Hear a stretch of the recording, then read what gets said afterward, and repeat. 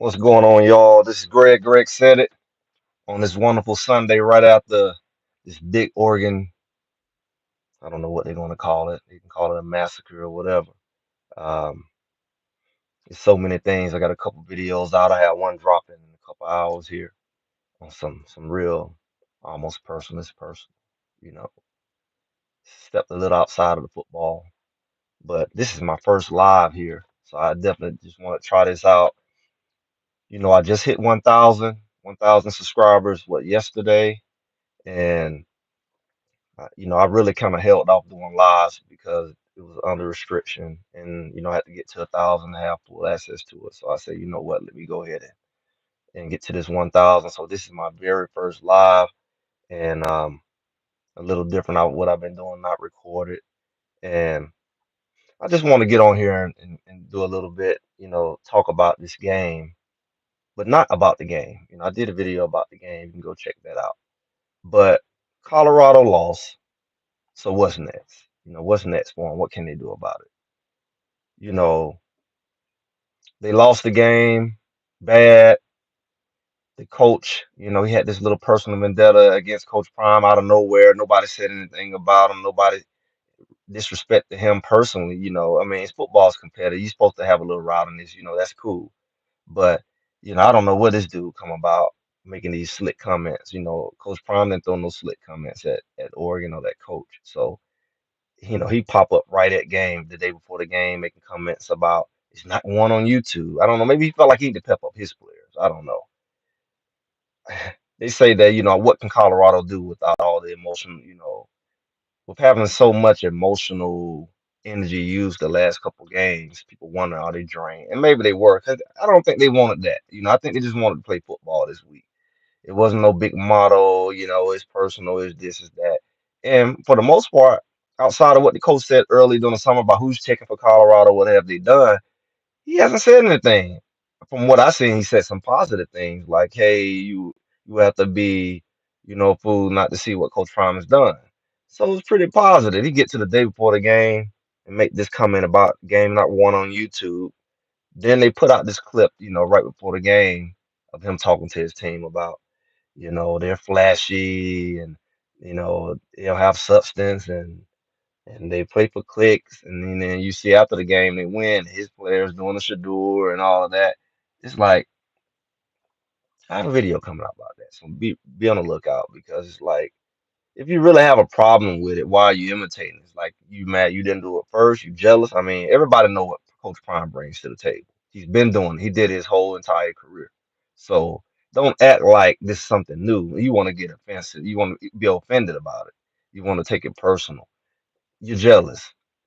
And your mouth tells it all when you say, hey, you know, they're doing all of this, basically getting all the spotlight, and it should be us. We'll just beat them. But for you to turn around and do all that, you're gonna really put your foot in your mouth. I seen Colorado State. I want to check them out because what happens is this is the weird thing. Sometimes when people hate like that, and you kind of, especially when you're on the side of Coach Prime or whatever, you feel like you kind of take it personal too, and it kind of puts you in a situation where you can be a hater. A hater can make you be a hater if you don't watch it. It makes you want to wish bad on them, wish their players get hurt, and that goes into that murky area you don't really want to go into. And I really wanted Colorado State to lose just because of all what they did. It's like you almost want people to kind of suffer, and that's not good. But not suffer like personally, but like you know, you you want them to be humble, right? Everybody talk about Coach Prime need to be humble, but you ran your mouth. I feel like you deserve something too. So they won by basically a touchdown. Colorado State beat what, Middle Tennessee, and I see them showboating and dancing in clips, and it was all cute. And it's like nobody want Coach Prime and his team to have a good time and to celebrate because you wanted them to lose, and they didn't lose. It hurt your ego, and you go from week to week moving the goalposts because you're like, hey, they didn't won last weekend. This just makes you madder and madder, and it builds up till they finally lose. But all that stuff goes out the window, the hypocrisy of it all. Like I don't do all of that. But you showboating in your locker room, you're dancing and doing the music and all of that. The same stuff you don't want them to do, but they got celebrities.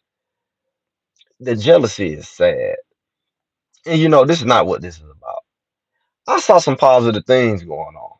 And I see some people here, and I know some people gonna, see it afterwards, right?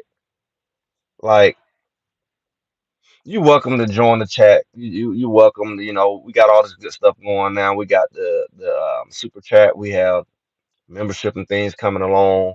We're going to get this thing up and going. It's going to be rolling now, just like the team. We're going to be picking up steam. But just recapping after this game and looking at the positives. We know the negatives. We saw the scoreboard. We know the line didn't block. So with that, I'm going to start with the defense.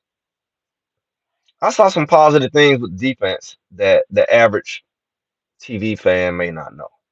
Anybody can, a baby can see the negatives. We saw the missed tackles. We had some costly penalties when we made some stops. You know, it's it it's a couple things that are obvious, right? You know, the team needs to do better with tackling. But at the end of the day, the positives were Kamani McLean, him in the end, him and some of the special teams play. What makes that significant is he's gonna mess around and get some confidence.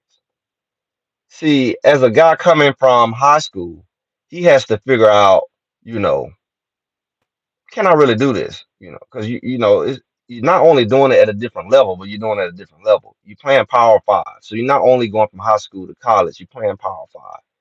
So a part of you have to really prove that you can do this. I think Kamani McLean has proved to himself I can play at this level, and I can be pretty good at it. See, practice, he came in late. He was out of shape. He was questioning himself. It was a new environment. His confidence wasn't all the way there. So he's kind of passive. But once this man get on the field and make some plays like he has, he's going to develop some momentum. And this is why that's significant. Because I'm gonna tell y'all this. If the Colorado Buffaloes can get their corners together, especially once Travis come back, but if they can hold it down on the corners, they can put more emphasis on the run. If they can have trusted cornerbacks who can hold it down like Travis was doing, we don't have to worry about it. And Stockmire still was out. If Kamani can step in there, well, you don't have to put a Travis J out there, and you don't have to put Robinson out there, and you can put those guys in and put those guys in that slot at that star position, because we really saw. I like Silman Craig. He's a little honey badger. But when you play these bigger guys, they're so much bigger and stronger. He couldn't get off a lot of those blocks. He was there, but he just couldn't get off a lot of those blocks. Those little screen plays.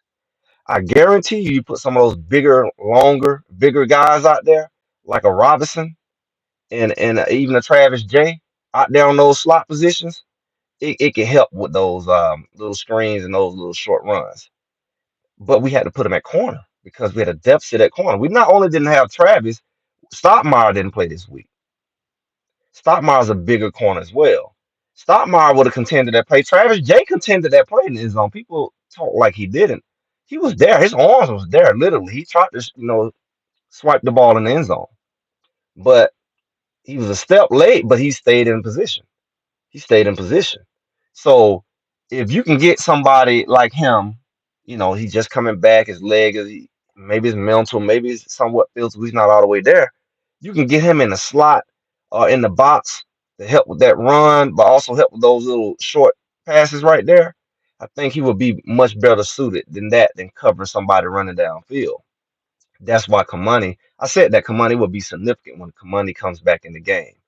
Once Kamani gets in the game, I said that last week, and he's able to perform as needed, it's going to help the defense a lot now and in the future when his confidence gets there. And I think I saw that.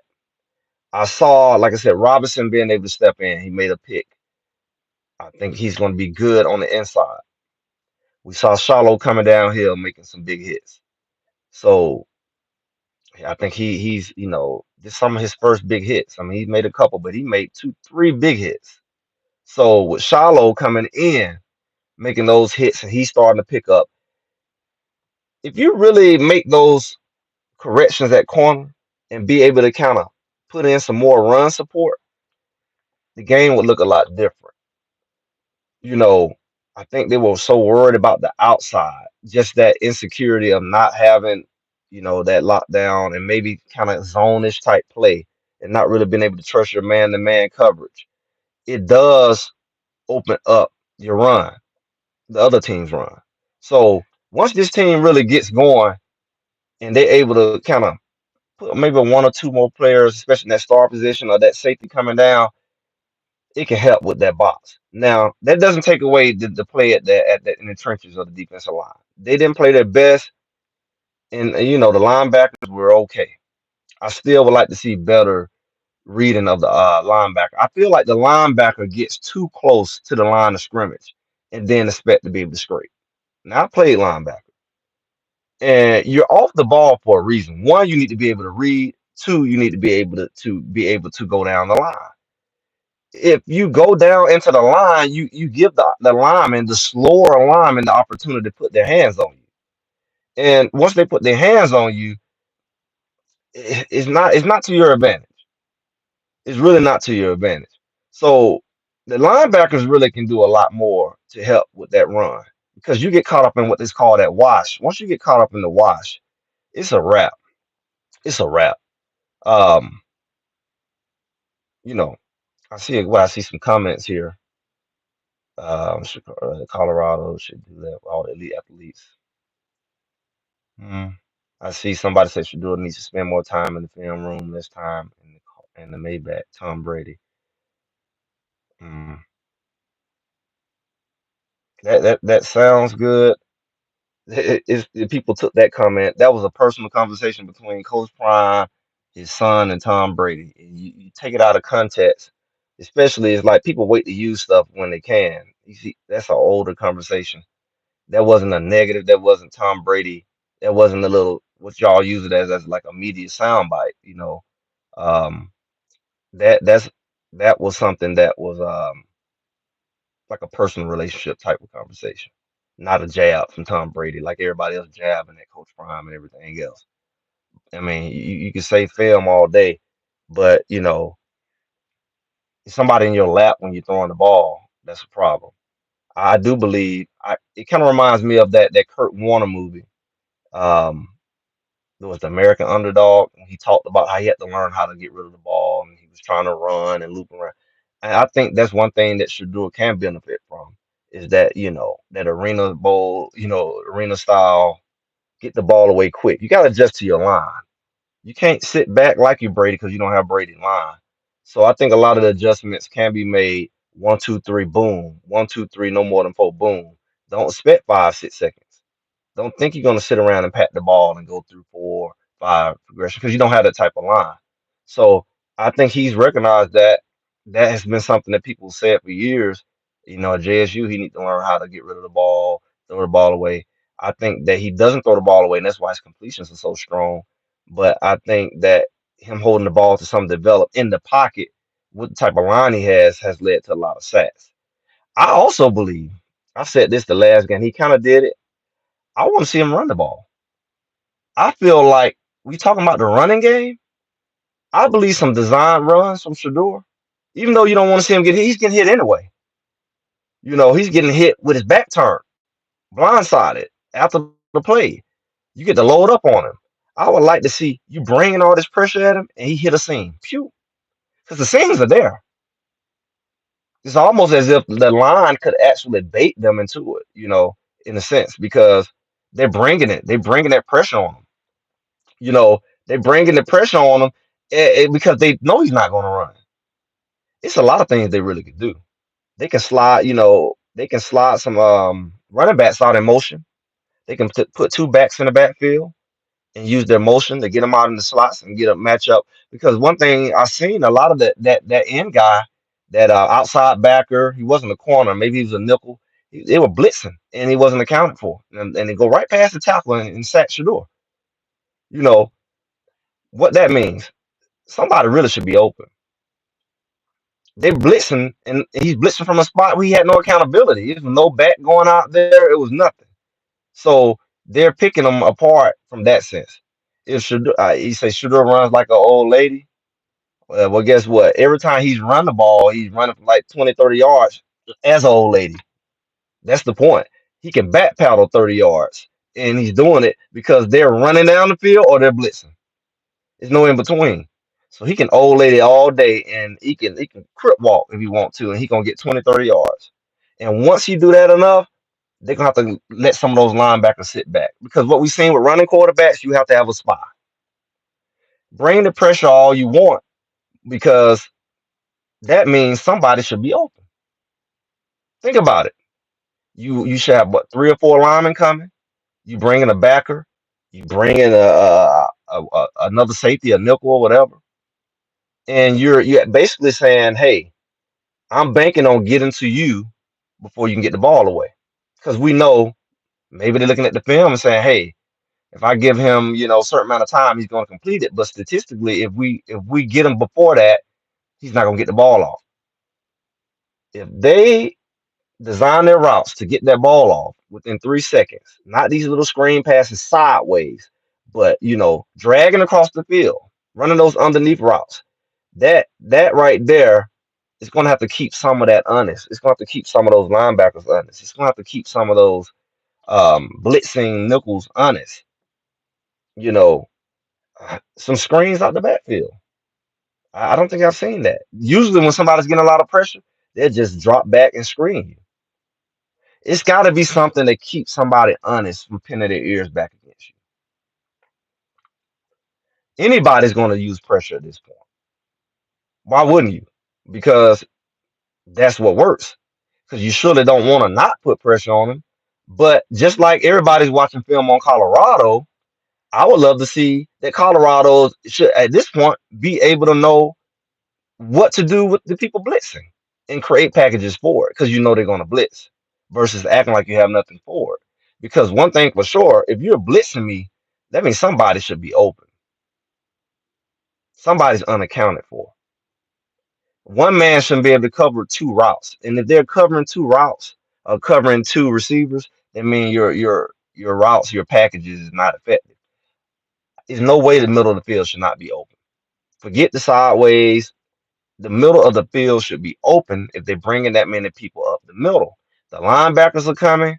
If these nickels are coming, that middle of the field should be open. And that means that running back should be able to pop out of there quick. Boop, pop him out quick. Boop. Keep that blitz and nickel honest. Pop him out of there and just dump him. Swing pass. Quick passes while they're blitzing. That's where it has to go. And that would slow it up. Plus the running game, yeah, it was. We saw Alton McCaskill. What I did like about Alton McCaskill, since we don't jump over the offense, I see a lot of people want to talk about offense. I was talking about defense, and that says a lot. You know, anybody, can see what the offense was struggling with. But if I would say some positives, McCaskill can block that rush. He's a bigger guy. He's taller. He's bigger. And what that do is eventually, if you pop him up there to catch some of those blocks, eventually he can slide out of there. I'm gonna catch this extra guy. If you get that read, this extra nickel's coming. I got to pick him up because nobody in the line is picking him up because he's the extra guy blitzing, and I just slip out. It's like almost like a screen. If he slips out of there, if he goes to block him and slides off, and they dump it right there, nobody's out there. If anything, that's what you would want to do with Dylan Edwards. Fake like I'm gonna block you and slide right past you. Everybody else coming up the middle is a touchdown. The linebackers blitzing, Nichols blitzing. If you caught that and you slide past that block, him or the tight end. We didn't see a lot of tight end being used. We didn't see it. So I don't know what was going on. I really would love to see the film because watching in the game, you just don't really see everything where the camera is moving. I would love to see the film myself because I just knew that tight end would be a weapon this week.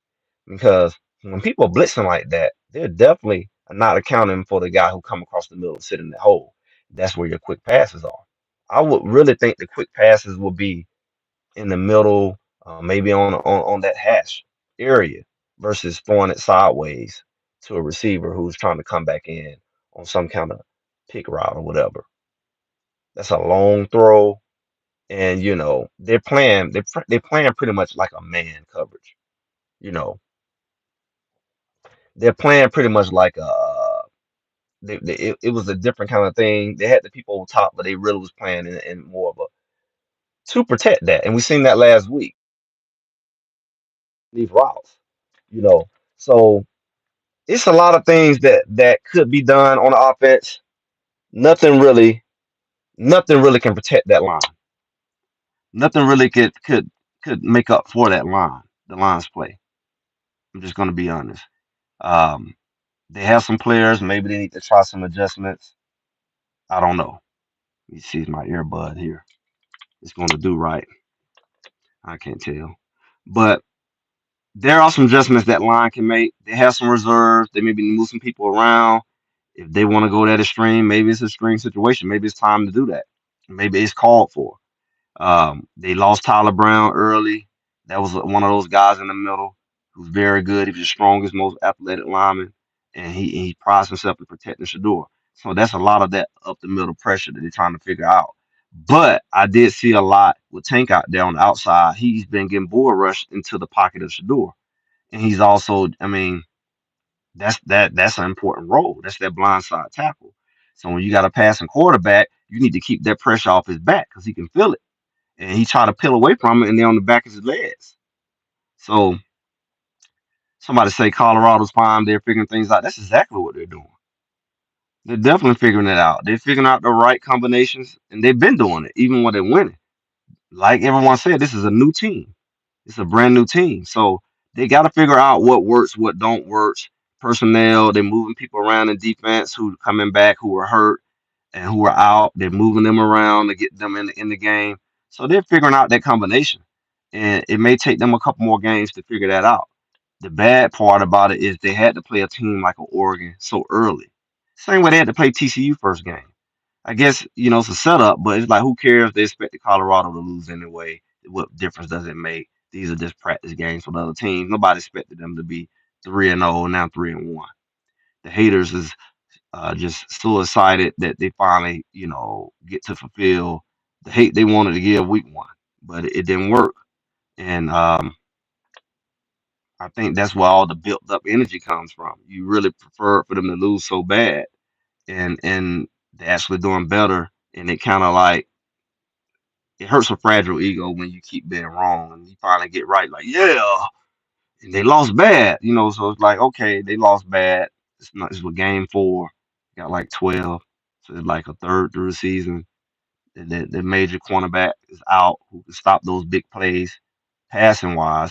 But I think if you can knock those big plays out of the situation, it can allow you to put the emphasis and the focus on the run game. But I'm gonna tell you, it's hard to do both, especially with the type of quarterbacks that they're going to be playing against in Pac-12. Pac-12 not only has had some of the top teams, 8 top 25 teams. Nobody's talking about that. I have top 25 teams, 8 of them in this one conference. We haven't even seen that in since the SEC days. SEC is not doing it. ACC is not. Nobody has the type of schedule. That's why Oregon, it's silly of them to be cocky because they got to go through teams just as good as better than them as well. And like I did a video, it's not safe. Who's safe? Everybody's gonna beat up on each other because it's a long season. Injuries happen. Things happen. Go to somebody and not play your best game at their home field, like Oregon did at Texas Tech, and it can happen to you. Just the way they have to come and play their best game at your stadium. You played your best game. You got up for this game at home, right? Where your day is coming when you going to somebody's gonna bring their best game to you, and you might not play so good, and you're at their home. They have the home field advantage, right? The energy is different. So it's a long season for everybody. Everybody has to be ready every week. It's amazing to me that Colorado gets everybody best game. A 1-11 team, it's like you hate him, but you really proving the point. It's like you saying him losing, you're gonna check him for getting clicks. He's gonna get more clicks this week than he ever got losing. It's like people come on my channel and da da da da, and it's like you have to be some type of clown. Like you realize you're doing it on my channel, right? You're doing it, so it's not a lose. It's not a lose. It's not a loss. Like the man said, you better get me now, and you're only gonna you know he's been very nice. He didn't go after either coach, but they're coming after him. And then you're looking at the fact that they're throwing blows at him. And like you said, y'all they just want to beat me. It ain't even personal, and they're making it personal against him. You're jealous of him, and you want to beat him. You say you couldn't do nothing with me on the field, so don't act like I don't even play anymore. And if I was playing, you couldn't do nothing with me. So you bring in your A game, and you like you won the Super Bowl. You beat Colorado. The trap is on you because you got to play Washington in a couple weeks. Keep that same energy. You're not that good. You played a team that played a very sloppy game with a lot of key components out of place in the secondary, which throws off the whole defense, right? There's no way Colorado was going to stay in that game not being able to go tit for tat like they did TCU and other games. If the offense is not clicking, the defense has to stop them. So if your defense is out of sync, then you got it. But you know, you say I bet more people going to watch USC game than other team. Yeah, they're gonna watch it. They was gonna watch the USC game anyway. But now they really gonna watch it. Guess what? He lost. Now they really gonna watch it. See what he's gonna do now. You hating on him for getting clicks. He gonna get it anyway. He's a Hall of Famer. What is your coach? He's a Super Bowl champion. What is your coach? He played in the World Series. What are your coach? What do you think is gonna happen? You jealous of something that was gonna happen anyway? He's gonna get eyeballs anyway because of who he is. And you're mad? That's like some little child stuff. You know, he's gonna get it. He's gonna lose and get it. He don't have to talk junk to get it. He hasn't. But you have to. But you don't realize why you so focused on Colorado, this old 1-11 team who's now 3-1. All the haters predicted to be 0-3, 1-3, 0-4 at this point. They're 3-1, and you're tap dancing and moonwalking as you did something, but you still got to go see Washington. You got to see USC. You got to see Oregon State. They're gonna hit you in your mouth. They're gonna hit you in your mouth. MOUF. Yes, mouth. Everybody gonna get hit. It's that type of conference. It's like when Alabama had to play Georgia and then they had to go play Auburn, and it's like I beat Georgia, but I gotta go play Auburn. Everybody's gonna say they got and LSU might get you after that, you know. Then South Carolina sneak up on somebody. That's how the SEC used to be. You had 3, 4 teams in the top 10, and then the rest of them would kind of spread it out, and they just knock each other out of ranking, knock each other out of playoff contention at the end of the season. A lot of stuff gonna happen at the end of the season. Y'all talking jump to Colorado, then what did Colorado miss around? Not one of y'all out of the Pac-12, just because they can. Or mess up your ranking that you just swore you was going to see. You're not messing nothing up now. Colorado might not even be ranked more than like. Let's be real. They lost one game and they lost it bad. And they lost it to a number 10 team, but I guess how bad they lost, it really just gonna knock them out. But then somehow they beat USC. What does that do? It's like that's what they have. Everybody they have Oregon State, UCLA, if they all maintain their current rank. UCLA, Oregon State, Utah, Washington State, even ranked. They have 3, 4 more ranked teams left. They already don't play two. They're gonna play another one and still have 3, 4. That's the kind of schedule they have. But so does Oregon. They don't all play the exact same teams, but they got to all play at least 3, 4 ranked teams within their conference play. Oregon is dancing around. You doing what you say they did wrong. Hope it fall back on you. Then they're gonna say you need to be humble. You trying to humble somebody who already done everything you and your mom and your whole team would do. How you gonna humble him? This sounds dumb. You gonna humble a Hall of Famer? He off the field. He ain't even on the field. How you gonna humble him? Everything he's done has worked up to this point. His personality, his persona has worked. You still trying to humble somebody? You sick. You can't humble him. He always backed up what he knew on the field in multiple sports. professional sports for a long time, and you still trying to humble somebody. He don't disrespect nobody. He don't come at nobody. And who are you to say? See, that's a whole nother video, right? And I might just do that video. I'm not gonna give y'all that on this live. Y'all don't deserve this. Y'all don't deserve that. That'd be a dog. It'd be a Sunday morning message because you gonna humble somebody. How about you get humble? Since you wishing everybody get humble, like your life all that. Oh, there I go. I'm sorry. Don't lead a lie. Colorado got a lot of upside. Travis Hunter may have a couple more weeks. He's gonna be very vicious. He's gonna be very angry about it. Um, he's gonna play with even more aggression. No more Mr. Nice Guy. I'm gonna tell y'all who the key is on that defense. Remember, Greg said it because the way Commander McClain was hitting out there, the only other person that was hitting like that was Shallow. If he mess around and get his feet up under him, and he realized I'm a 5 star, I'm still a 5 star, and I'm gonna play like it at this level, and I'm gonna go and be aggressive at corner like I like the way number 5 played at Oregon. He kind of remind Commander can play like that, and then Travis come back, they can pin their ears back on that defense. That's a whole different defense. Now you don't have to worry about your corners, and they can get in that game, and you can put Travis J, you can put some of those bigger guys, and Slusher come back, and you make those adjustments on that line. That run stuff gonna stop, and it'll be dangerous for you to pass it. I don't know, and maybe with Colorado and at safety with Trevor Woods in coverage because he made some tackles. He's pretty good on tackling, but it's like he's just spinning around in coverage. If you can get some guys like Ward, if they make those adjustments, the defense will be all right. Let me say, bro, I never seen number 10 so happy to beat number 19. Yeah, that was weird.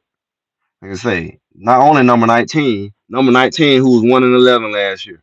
You so busy hating, y'all don't even see what's really good. That haven't happened before. And it's like you don't have no room in Pac-12 to put that much energy on one team that early. All right, like this is the last game. Like you won a game that's gonna put you in a conference championship or something. I mean, you got Washington, and Washington gonna beat Oregon. I saw some things with Oregon. Colorado did some weak stuff with the tackling and tackling with the knees dragging the ground like they was a paraplegic. They wasn't driving through the tackle. Of course, they wasn't wrapping up, but they was not only not wrapping up. You hit somebody in your legs. That's what you do in middle school and high school. You big as you are, hit the man, drive the man.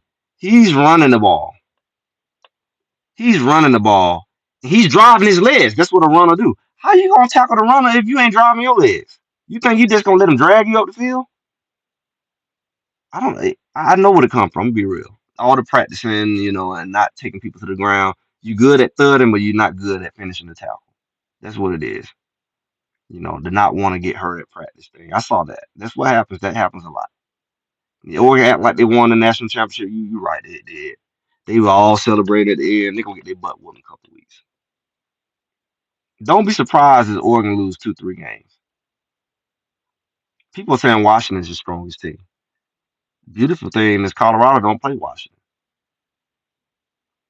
You know, so they say Colorado's acting like beating the unranked Colorado State. Who on Colorado act like? They went to the locker room. What game you watch? This was a fake troll with Troy Polamalu. What kind of person is that? They make comments behind somebody else's name. Yeah, Juju did play.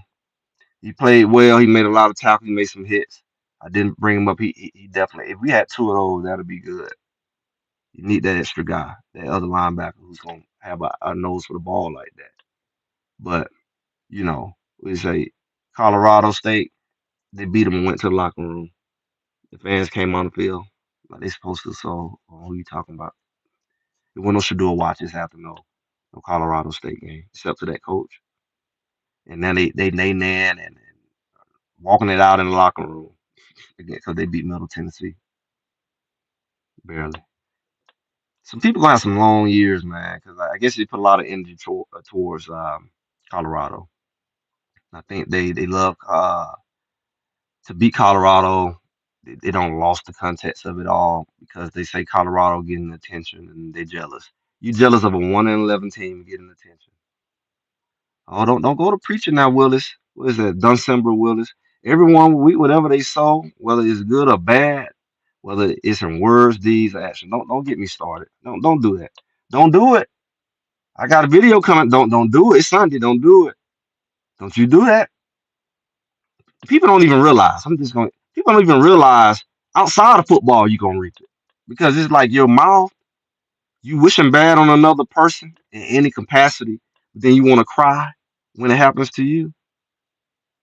You letting this thing trick you. You letting your real heart, your real nature show up, and it's justifying your failure. Coach Prime has already succeeded. He's more successful than you ever be. He has more money than you'll ever have. So his kids. You're thinking that you're hurting him. You're hurting you. I told you don't do that. You're hurting you. All that hate in your heart. He ain't hating you. He ain't said nothing about you. He ain't said nothing about you. You know, but you hate him. You want to see him fail. If you talk to him, he gonna say just like you said about the coach. Bless him. He's shooting shots. I'm not. He ain't got to. He's way more successful than that coach will ever be. Period. And you picking on a 1-11 team because you hate they got some publicity. You shouldn't be. If Coach Prime beat a 1-11 team, he'd say, "Good job, good fight. Y'all did well." He's not gonna taunt a 1-11 team who the main players out.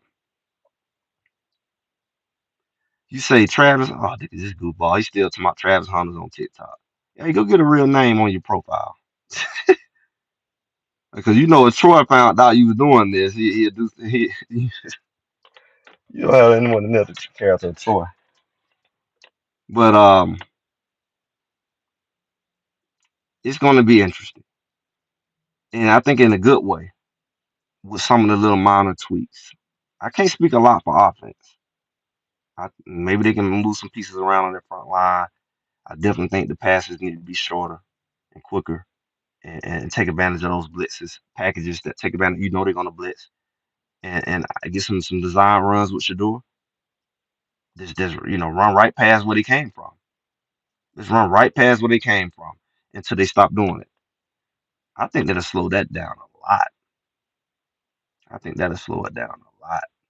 If you can slow down the idea I can pin my ears back and come at you, then that will help the offense. I also believe, I haven't said this yet, that if Oregon was going so quick, the best thing Colorado could have did is slow it down. I know they want to go quick, but they were getting in and out, three and out too quick, and it only backfired on them because Oregon was go quick. See, one thing Texas Tech didn't do is they didn't give them the ball right back. They slowed the game down. That should have really been the game plan. Slow the game down. Why? Because of your personnel. You know you don't have the secondary all the way intact. You know your defense is going to have to make some stops for to get the game going. The goal really should have been to eat up clock because when like they do to Shador, that's what Nebraska wanted to do.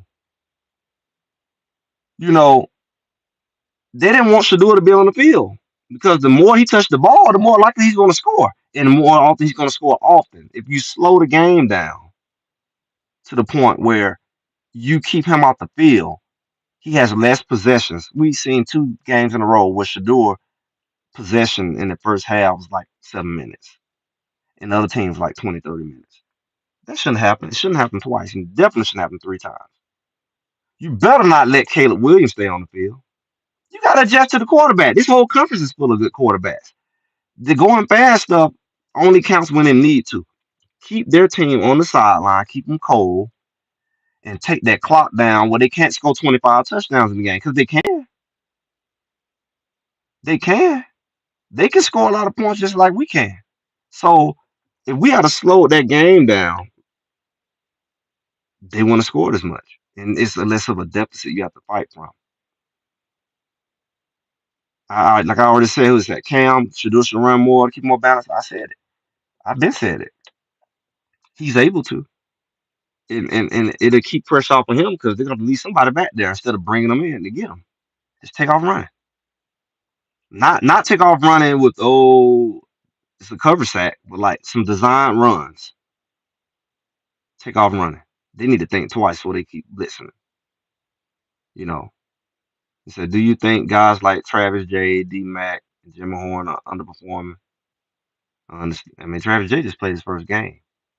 I don't know about D Mac. They said D Mac was doing good as far as his role. He didn't do much this week. And Jimmy Horn, I mean, everybody turned to him so quick after the first couple games. I don't know.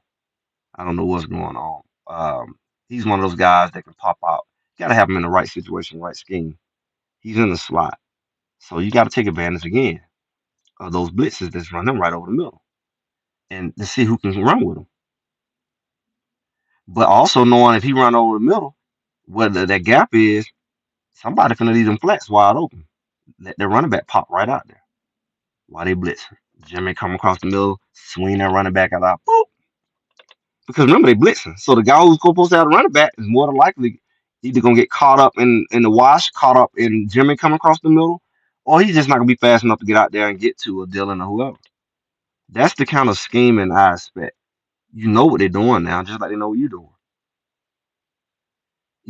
It's not going to be somebody say he should have some good pockets for the running game. I mean, like I said, if you know what they're doing, your pockets is not your running lanes, all of that not going to be there for the run game, a design run. But if you know they're blitzing on the pass, somebody needs to drag it right across that middle, right where they just left from, and somebody swing right out there, right where he just left from. Because good and doggone well, the person who's supposed to cover the running back, he's not covering them because they blitzing. You got to outsmart him. So you say slow the game and we got to run. Yeah, yeah. But I mean, you got to think about it. They had outside of the crazy penalties, they moved the ball. They just couldn't convert on third downs because they did have some penalties at all the wrong times. They were able to move the ball at times. You know, those linemen didn't give Shador 2 seconds. I think they gave him three. I think they gave him three. I think they gave him like 3 seconds. And because in his mind, he want 4 or 5 seconds. He just have to adjust. They have to adjust it all. It really should play in their favor at some point. Now, it's going to be on the coaches if they don't make the adjustments. He didn't open his playbook. What I'm saying is he shouldn't have to open the playbook. The playbook should be built on who you're playing and what they continue to do to you week after week and what they're going to keep doing to you. So just like they're saying, hey, this works against Shador, you should already know what they're going to do at this point. Your playbook should be designed off of the weaknesses that the other team is planning on exploiting. You see what I'm saying? That's his best reaction. They're gonna be blitzing guys from the outside, blitzing up the middle. Okay, I'm gonna let my running back out there chip you and screen play right there where he just came from. We're going 20, 30 yards down the field till you quit bringing pressure from the outside. I'm gonna let my running back chip you, and then I'm just gonna go right there where you came from. So he doesn't have the personnel to run Sean Lewis offense. No schemes, no jet sweeps, no exactly. Jet sweeps, definitely. Because one, that guy's gonna have to motion. The guy who more than likely is gonna be blitzing off that corner, he blitz when his guy leaves. Maybe somebody else have to pick him up. Maybe he runs with him. But one thing for sure, those motion, because okay, let's say on that same play, this guy comes across here on the jet sweep. He doesn't get the ball. He runs a route, out and up, whatever, right there. And then that running back has to come over to chip. Let's say this guy coming at a blitz, and he chips him, and then pops back out and catch a ball right there in the flats, right there. He gone. He don't have to do nothing but chip him. Don't even try to actually block him. Guess what? Nobody finna pick him up because the backer in the middle, he's already coming. And if not, he's still not gonna get there. It's gonna All that blitzing, especially from the outside, it opens up the field. You're looking down the field. You're looking at these little hitches over here, but all your plays are right there where these people are blitzing from. That's all they gotta do is take advantage of it. I'm gonna stop you from blitzing. I'm gonna act like I'm gonna block you, and I'm gonna go right there where you blitz from, and nobody in their mama's gonna be there because everybody's coming up the middle. And I just keep dumping it right there, keep dumping it right there. But I'm not gonna be a computer coach like what a lot of people want to be. You know, I just think that there are some things to take advantage of. Only a fool would keep doing what's been done because at the end of the day, if you keep trying to do, if you have the ego to keep trying to do what doesn't work and keep forcing it, then you're gonna keep getting what you get. But if I know you're blitzing, then I need to create the adjustments based off of what you're gonna do to me, not my playbook. My playbook is irrelevant because they've already figured out my playbook. They figured out if I come up close, there's a little dinking that dinky dinky routes right out there. We can cover that and we can put pressure on him where if he needs more time, he doesn't have time to throw it up the field. So we just cover both. They I bet you what they're saying, all we need to do is cover these receivers for 3 seconds and our linebacker somebody will get to him by then. Meanwhile, they're leaving the middle wide open. We gotta learn from this. On the block out, all the hate gonna be there. Cause like the coach from Oregon, he wanted to bury the guy. He wanted to bury Coach Prime. I'm not satisfied. Satisfied what? Who asked you? Who said you had to be satisfied? What? Why are you not satisfied? Who are you? Nobody care. Nobody even. That's your problem. Nobody really cared about you. Nobody was talking about you. Like Colorado wasn't talking about you. Coach Prime wasn't talking about you. I'm not satisfied. What you need? Satisfied? Are y'all following this? What is this clown talking about? What do he need to be satisfied off a win against a 1-11 team on the fourth game of the season? Yeah, like he had something to prove. Well, who are you proving it to? For yourself? Who are you proving it to? Who are you proving it to? I got something to prove. I'm not satisfied. He big and bad now. Keep that same energy. Washington gonna beat you to sleep. Then USC gonna beat you. Everybody who normally beat you gonna beat you. You're gonna be a non-factor again, Oregon, just like you go over there and get blown out by Georgia every time you get it's like you want to bully somebody who you think you can bully. You Everybody want to talk big, right? Everybody want to talk big on a team who just lost their main player. The other cornerback is hurt, still out. They still trying to figure out all their personnel. I mean, all these people just got here over the summer. You want to bully somebody when they're trying to figure it out. You want to what do you say? They're not a 1-11 team. You're right. They're 3-1. Okay, what's your point? They're 3-1, and it is a new squad. Like I said, so I carry on. There's a new squad that's still trying to figure out how the pieces play together. So you contradict yourself. You say it's a new squad, and you don't acknowledge that. You just got to be a clown if you still talking after that. You know, because the new squad has to be learn to play together, especially with half of your new squad is just getting out there for the first time today. They're coming off of injuries and things like that. This is the fourth game. So a new squad has to learn how to play together.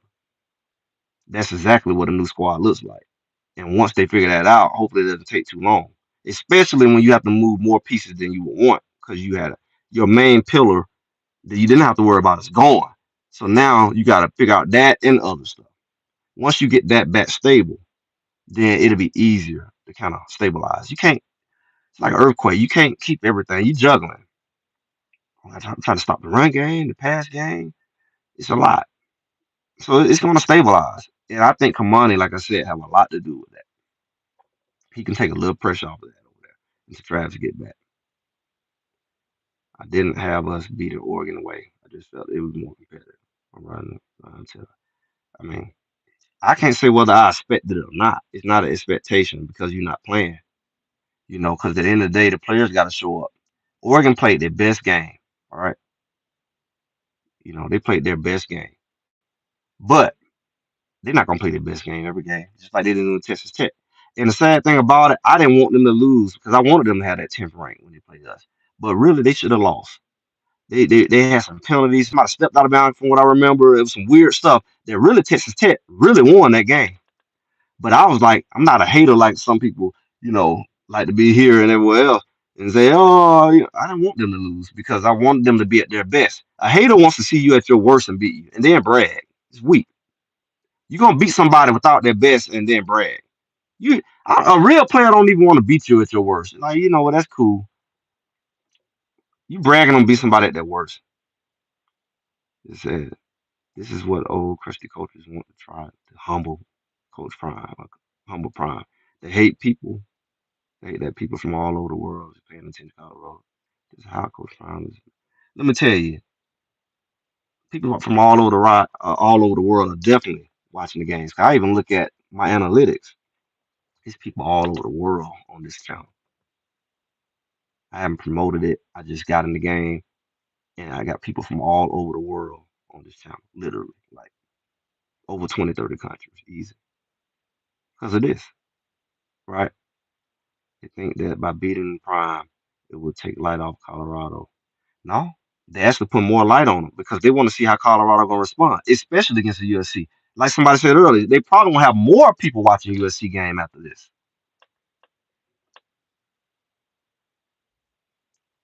A lot of people are Coach Prime fans. He does a lot of things that we all can relate to. The personal messages, the motivation. If you're in a hater, you actually can apply it to life. While you trying to be a hater, a lot of the stuff he's doing, he applies his business sense to everything. So it's a lot of things. Even after this loss, it's gonna be something we all should be able to take in our personal life. But instead, you're taking hate in your personal life, and when you fail, you're gonna want somebody to sympathize with you, not knowing you drew jealousy in your life. You want to be a person who has blessings, what somebody else may call good fortune, but you want to wish bad on. It's like you. I don't believe in karma and all that negative karma, but you want to so bad, but you want all the good stuff to come to you. You like some child, you like some kind of child. Because at the end of the day, I don't wish harm on nobody. I don't have to. If whatever they do, they're gonna get it anyway. You know, they're gonna do what they're gonna do. So it's no need for me to hate and put my heart in it and then want some good happen to me. It don't work that way. So I want Coach Prime to succeed. I want anybody. I want Oregon to succeed. So when I play them, I'm playing their best. I want USC. I don't say I hope they knock the kneecap off the quarterback so we can win. That's a loser. Who you ain't even a real athlete. You celebrating. It's like I was like, I don't even want to see it no more. It's like Travis Hunter not being out there. Would that made a difference? You want to see a team at their best.